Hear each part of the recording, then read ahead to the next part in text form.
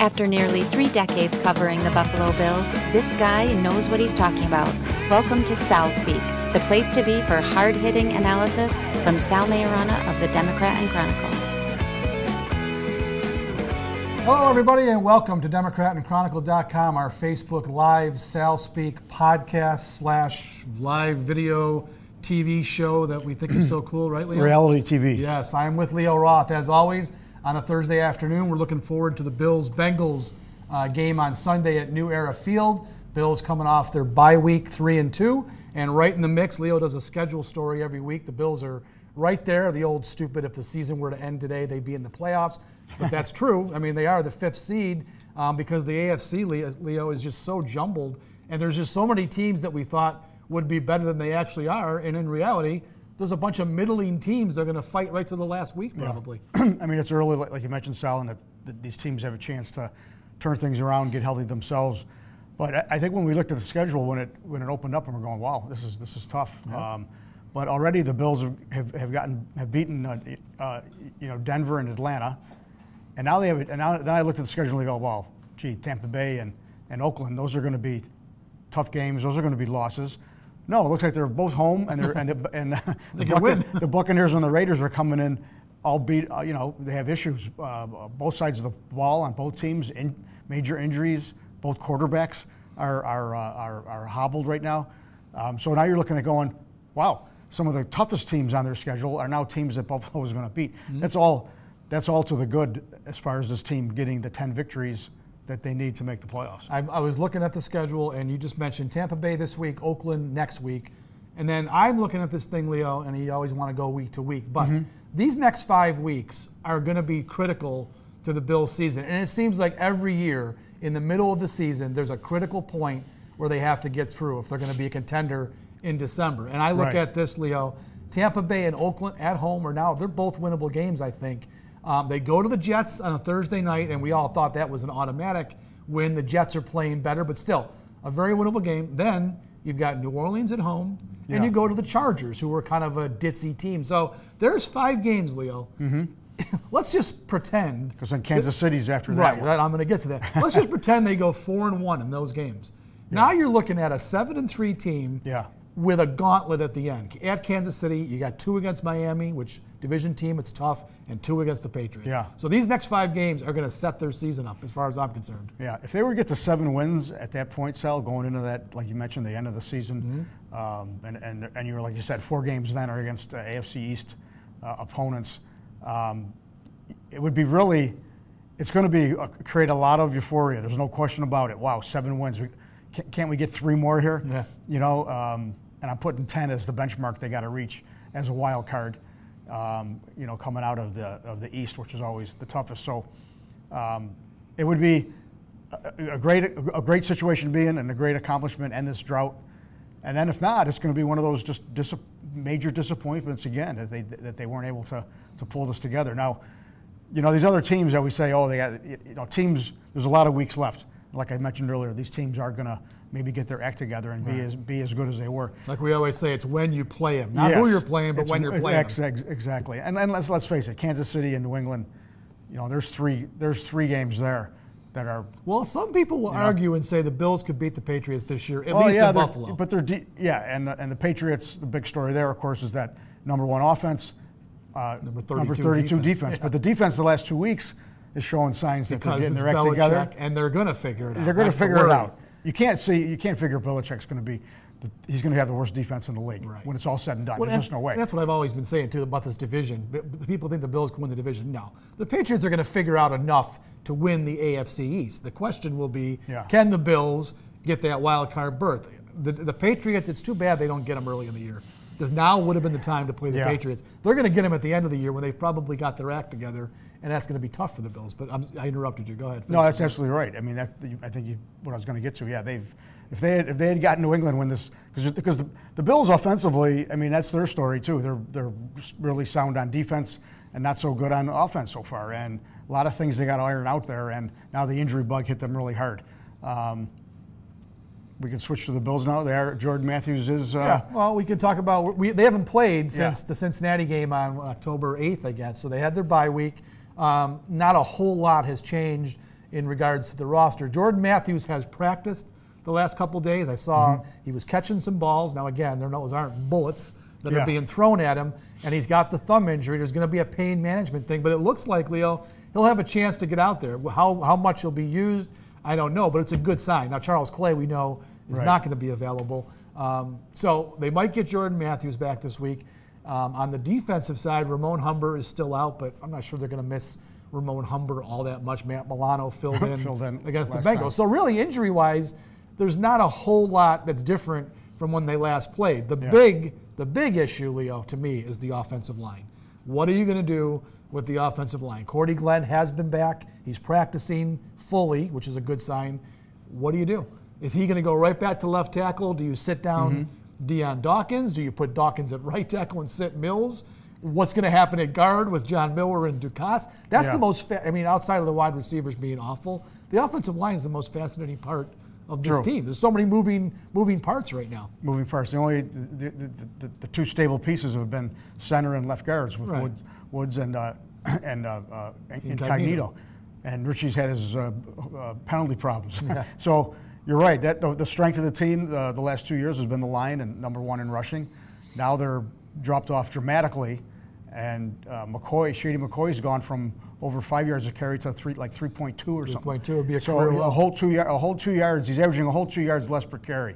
So that's the issue there. And boy, if the Bills can't run, and you're always going back to Tyrod, and with the receivers that he's being given, it's a tough road. It's a tough road to go, and that's why they're just going to be. I think they're not going to really figure out this offense. No, they might not. There's not much you can do with the line at this stage. You're not going to make. I suppose you could give away some of their assets and try to find a guy that you could really depend on. They're going to have to hope that Cordy Glenn can reach his level and stay healthy and really solidify that spot, because that's the spot that where everything else will fall apart after that. So and just hasn't worked out for them. Now, I think so. I don't see much change in there. And then if the running games, I think what we've seen out of McCoy is McCoy. I think he's a heck of a player, but we can't dismiss the possibility that he's just not the player he was either. Yeah, you've got to be able to block, though. McCoy has to have people blocking for him. He can't do it on his own. No running back can. You've got to have help up front. Now, the wild card in this, Leo, is Chantrell Henderson. I don't know what the situation is, if he's going to be ready to come in and play. He said on Monday, we talked to him Monday, and he said his conditioning's fine. He's been doing all he can, but it seems to be that McDermott would probably, would hold him back a week before they thrust him into play. But if Chantrell Henderson, where do you see him going? What do you do with him? Right tackle? Do you play him at right tackle? Do you leave Deion Dawkins at left tackle and Cordy Glenn doesn't have a spot? I don't know. It's really interesting what they're going to do. It all sets up for the report we heard last week that teams have inquired about Cordy Glenn. Would the Bills pull the trigger on a trade? Now, my problem with that, Leo, is can you really count, if Chantrell Henderson is going to be on this team, can you count on him to be there every week? Because one more ding, he gets a year suspension. That's a big risk. So are you telling me you're going to trade Cordy Glenn on the thought that Deion Dawkins is left tackle and either Mills or Henderson's your right tackle? It's a little scary to me. I don't know. I'm not sure I would do that. Yeah, they brought who was the other suspended player? Powell. Walt Powell came back. And he came back and they canned him right away. Yeah, they cut him. I'm sorry. Now people would not have been surprised if they'd done the same thing with Henderson. Yeah, I kind of thought that was going to happen. But it kind of tells you there are problems on the line. Yep. But you know what, Powell, the way the problems with their receivers are, they could have kept him too. He's not very good, though. But I think they saw through that Walter Powell's not going to help them regardless. Yeah. Oh, I know. They brought back this kid, Deontay Thompson, this week, who basically lost out in training camp to these guys who can't really play. So I don't think Walt Powell was any better than him, so they cut Walt Powell. But these receivers, you're right, and they keep dishing out these names and saying that this is going to be the solution. Getting Jordan Matthews back isn't going to be the solution. Isn't coming until next spring when they draft somebody. Yeah, it's not happening right now. And Zay Jones, I don't know what it is either. Obviously, there's a lot on his shoulders. And I'm disappointed. It's tough to be a rookie receiver in the NFL. But him and Tyrod have absolutely no chemistry. They don't. They don't hook up. And I feel bad for the kid because some of the passes he's been asked to catch are ridiculous. Yeah, well, join the club with the Tyrod club, right? Being put in a bad position to catch a ball. So, look, I don't know. He's having a tough time as a rookie. I think part of it is he's not getting open. and that means Ty Taylor's not going to go to him. And then when he has been open and Taylor's gotten the ball to him, he's dropped 3 or 4 balls this year. So he's really having a tough adjustment. There was the one issue with him in the draft that people thought he doesn't get great separation. He caught a ton of passes, most ever in college football history, but he wasn't a guy who got great separation, meaning some of the competition wasn't great against East Carolina, and he kind of feasted. Now he's in the NFL where everybody's good, and that's been kind of a problem. So he's going to have to work through it. That's a second-round pick, Leo. They cannot – if he doesn't pan out and they've blown up another second-round pick, it's just not a good thing. I don't think they've missed on him, Sal, but it's put it this way. We're finding out that he's not this tremendous talent that's going to wow. He's going to probably be in his career. He'll be part of that top 3, but he'll never be. It looks like he's going to be Robert Woods, who maybe can't block. Yeah, he'll never be a 1. So. So I don't know. It's very interesting. Let's talk about the bearded one who makes his return to Orchard Park. I'm telling you, man, I wish Ryan Fitzpatrick played on every team in the NFL just so he could be the conference call every week for the media. He's just a great guy. He's tremendous. I really like Ryan. Yeah, say what you want about his career.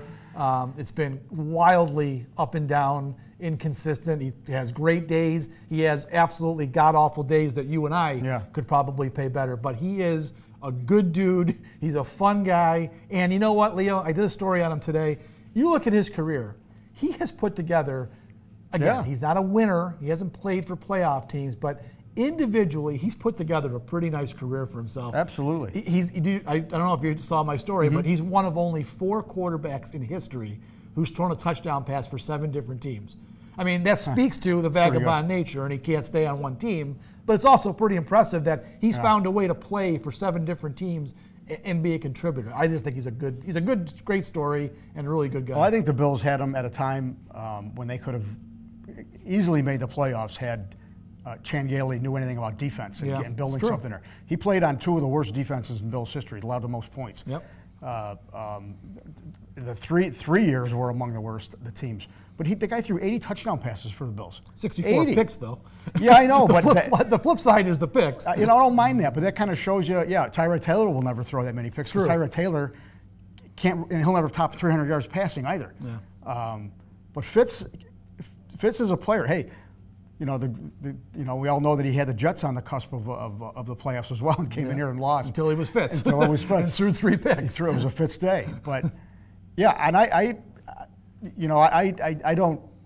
Jameis Winston with the shoulder issue, I know that's going to go right up to game time. I really believe we're not going to know. I'll tell you what, honestly, and Leo, they're playing it right. Sure they are. Making them guess. People were going to think the Bills now yesterday, a lot of the players were saying they're doing more prep for They're Winston. getting ready for both of them. I'll tell you, people will think I'm crazy. I think I'd rather face Jameis Winston this week.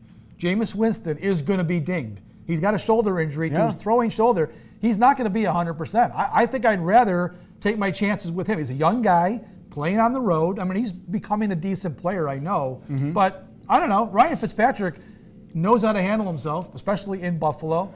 You saw what he did last week in the Arizona game. I don't know. I mean, I'm not sure I would be. I would want to see Fitzpatrick. I'm with you on this. Winston, who I think is a fine player, but you're right. If he's not 100%, they have to give him a shot. If it was his left shoulder, okay, but it's his throwing shoulder. Yeah, and they're gonna hit him. They will. They're gonna hit him, and they're gonna land on him, and it's gonna be.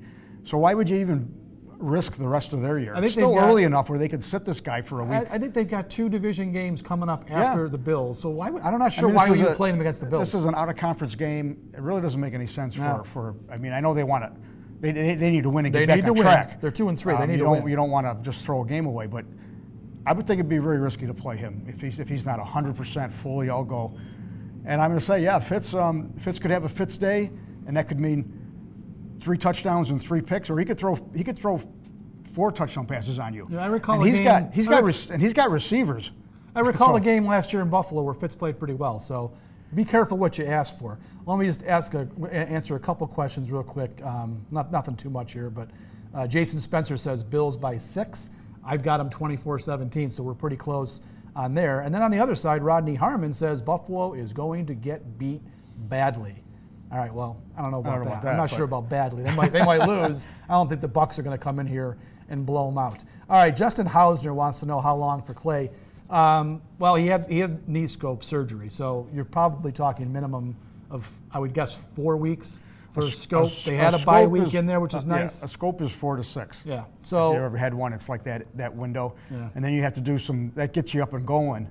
It might take a little, after 4 weeks is up, it might take him another 2 to really get back healthy. Yeah. It's a big loss. He was having a nice year. Loss. And, He was. But I'm interested in seeing Nick O'Leary become more of a focal point, see what he does. Of course, he's had success when he wasn't the focal point. He was the other guy. Right. Nobody really knew to cover the guy. When he stepped in, but he's stepped in and played well against the Bengals. Well, I'm going to say, yeah, and I like him. He's a nice.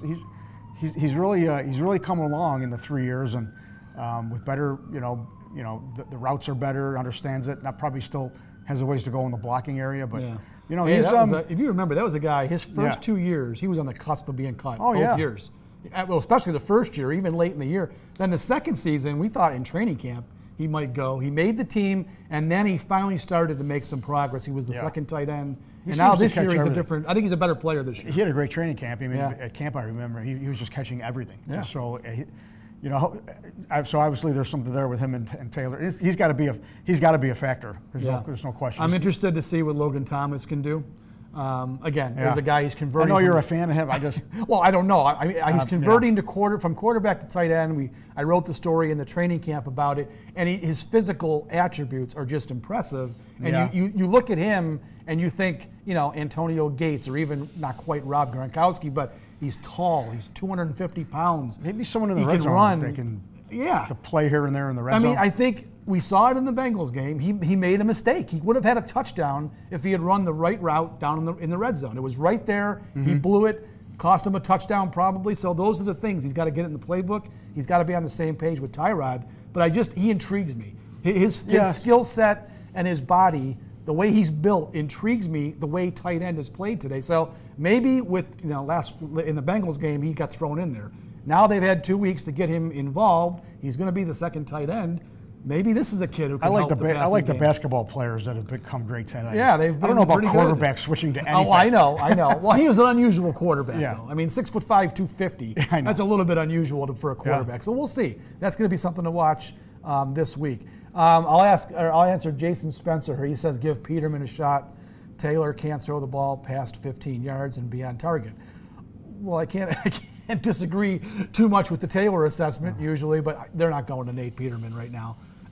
We had talked about this. If they were 1-4 at the time, maybe. But they're 3-2 in a playoff race now, if you want to call it a race 6 weeks into the season. No. They're not going to Nate Peterman. He's down the road. If they somehow lose a bunch of games and they're out of it, I'm all for giving the kid a shot. We've talked about this. Let's see what he's got. I don't think anyone would disagree with that. Yeah. But He's not right hey, now. they're 3-2. There's a whole bunch of 3-2 and 3-3 teams in the NFL right now, and the Bills are in this thing. It's crazy. It's one of those years. But I'll tell you, we'll be talking about this in a month, and things will have been will be much more clear. Yep. Michael Avent wants to say, tell the offensive coordinator to open up the playbook.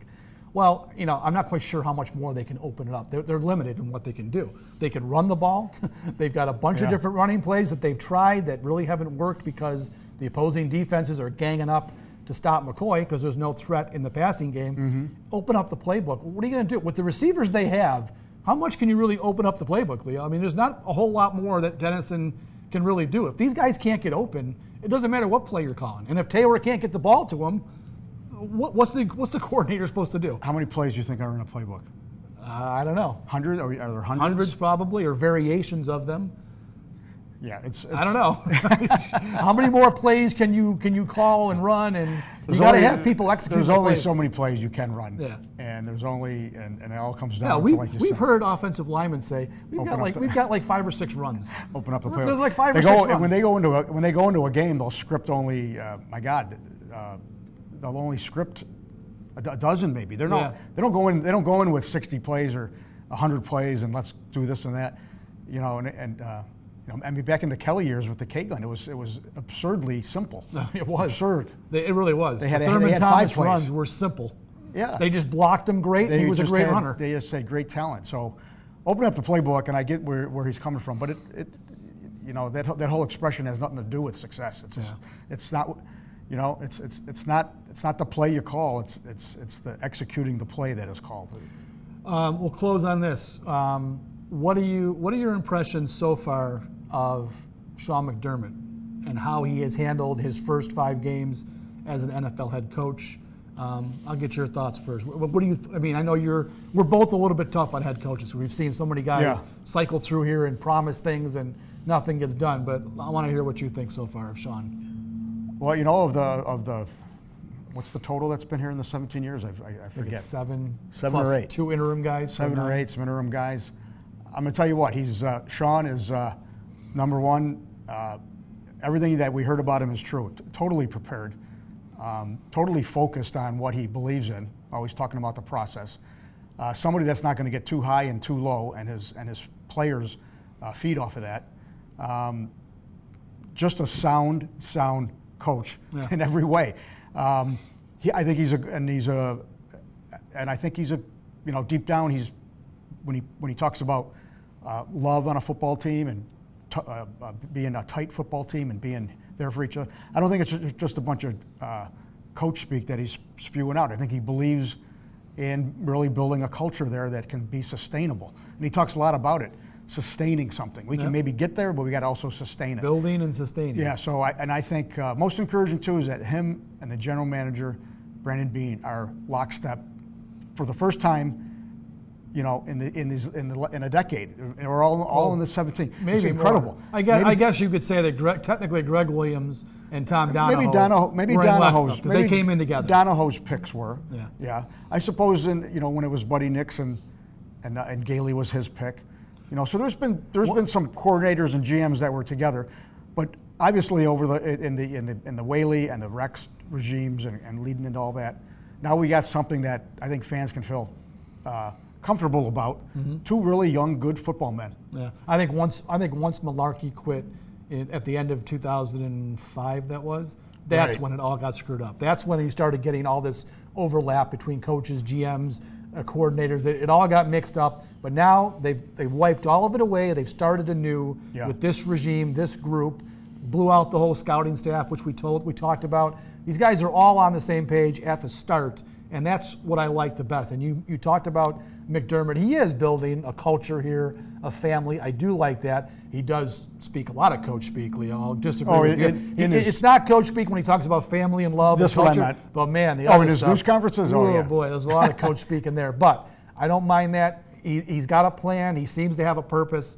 He seems to know what he wants to do with the personnel group he has. Yeah. He does seem to know what he's trying to get accomplished. A lot of times we didn't quite know. The coach wasn't on the same page with the players and vice versa with the players and coaches. I think these guys are pretty much together on what they're trying to accomplish, and that's a good thing. That's how a football team has to be I think built. there's a plan here, Sal, for once. There's That's almost the like good word. There's a plan. We know what we want to do, and if it's we don't really know if it's the right plan, but they have a plan, and it's not all over the place. And it's interesting, too, that they're trying to win now, because they clearly are. Yeah. But they also are planning for the future. Yeah. They've made some moves that are definitely for the future, but they haven't made some moves that they could have made because they're trying to win now. They're not trying to tank this season. They're 3-2, and they're playing, for the most part, pretty decent enough football to stay in this thing. They're playing here to make the playoffs. There's no question. I think they see how it's laid out.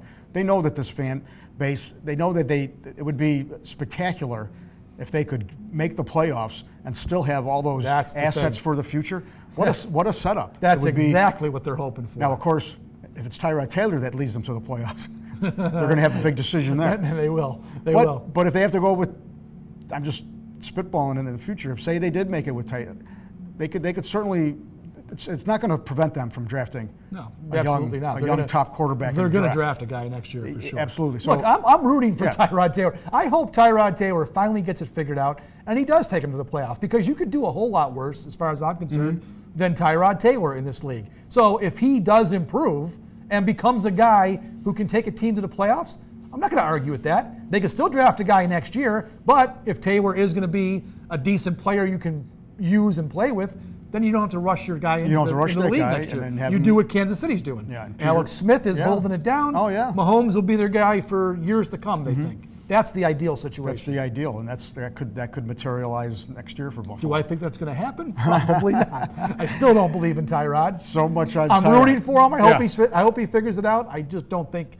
he's ever going to. I don't think the ceiling on him is ever going to rise. I think he's there, and you have to live with what he's going to give you. I'd love to see him get some receiver help, but I think we've seen what Tyrod can do, and maybe it's winnable when you got a really rock-solid defense. People will argue he's 18-16 as a starter for the Bills, which isn't horrible. Yeah. Fitz was 20-33 as the Bills starter. So he's really a tough guy. I'm going to tell you too, and it was a big thing to take.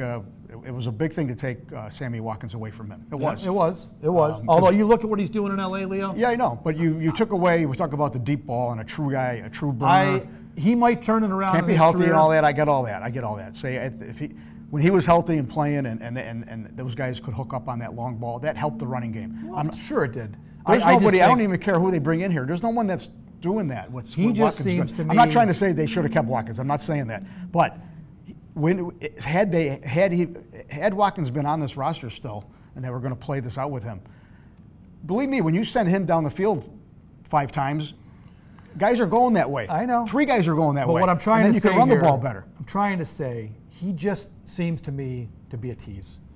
He just seems to. He's got all this talent, but I'm just not seeing it out in L.A. He's not the featured guy out there. They've got other guys playing better than Sammy Watkins. Yeah. I'm not watching all their games. I'm just looking at the numbers. Robert Woods had like 7 catches last week. Watkins had 1. So are they double covering every play? Well, I don't know. But if he was here, he'd be getting double covered every play. Would he be capable of getting open? I know people love Sammy Watkins. I'm just saying I don't think the Bills ever got bang for the buck with him. And even if he was here this year, I'm not quite sure how much of a difference he would make to this offense. I just don't know. It would have been nice to find out, but I'll tell you what, I like having E.J. Gaines, who's a decent player, and a second-round pick next year. Yeah, I'll take that for a guy who was going to leave anyways. Like I said, not arguing that Sammy should have stayed here and they had a chance to move him and all that's great. I'm just saying, without that type of speed, deep guy, the problems that the Bills have are going to remain. Yeah, it's an impact, there's no doubt. All right, we're going to wrap it up, folks. Hope you enjoyed today's little banter back and forth. Did you have a good time, Leo? I had a good day. Thanks for inviting me, Sal. I'm glad you made it in on time. Where's my parting gift? I'll buy you a coffee after. We need a sponsor for this show. Maybe we can get a sponsor. Yeah, we got a sponsor? We can each have a coffee mug here. Maybe that'll work. All right, for Leo, I'm Sal. We will be at the stadium on Sunday afternoon. Bills, Bucs, possibly Ryan Fitzpatrick's latest return to Buffalo, so that'll be interesting to see. Bills have a chance to win. I think they will, and that means 4-2, Leo, going forward. Yeah. That's going to be something for people to get excited about. All right, have a great weekend, and we'll see you. Follow us Sunday at the game. Take care.